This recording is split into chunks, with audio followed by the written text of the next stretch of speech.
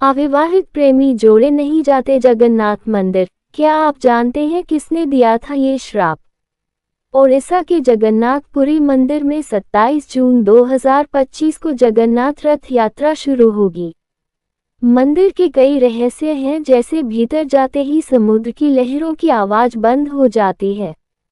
एक मान्यता ये भी है कि राधा रानी के श्राप के कारण कोई भी अविवाहित जोड़ा यहाँ साथ में दर्शन नहीं करता है।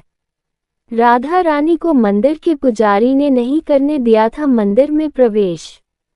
इससे क्रोधित होकर राधा रानी ने जगन्नाथ मंदिर को दिया था ये श्राप।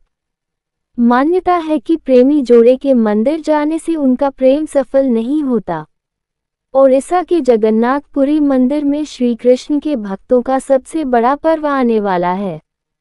वह है जगन्नाथ रथ यात्रा के कार्यक्रम का मौका, जो इस साल 27 जून 2025 को शुरू होगी। आषाढ़ महीने के शुक्ल पक्ष की द्वितीय तिथि से रथ यात्रा शुरू होती है। इस दौरान देश दुनिया के लाखों कृष्ण भक्त यहाँ पहुँचते हैं और इस भव्य व दिव्य कार्यक्रम के रंग में रंग जाते हैं। इस मंदिर के बारे में कई ऐसे रहस्य हैं जिनका कोई वैज्ञानिक आधार नहीं है, लेकिन जो पूरी तरह से सच है। रहस्यों से भरा है मंदिर।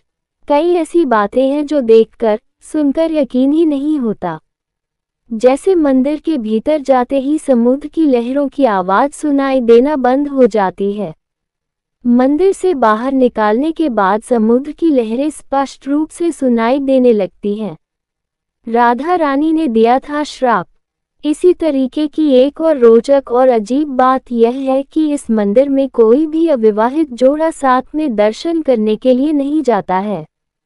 अविवाहित जोड़ों के मंदिर में दर्शन करने पर लगे प्रतिबंध को लेकर एक पौराणिक कथा प्रचलित है। कहते हैं कि एक बार राधा रानी की इच्छा जगन्नाथपुरी मंदिर के दर्शन करने की हुई।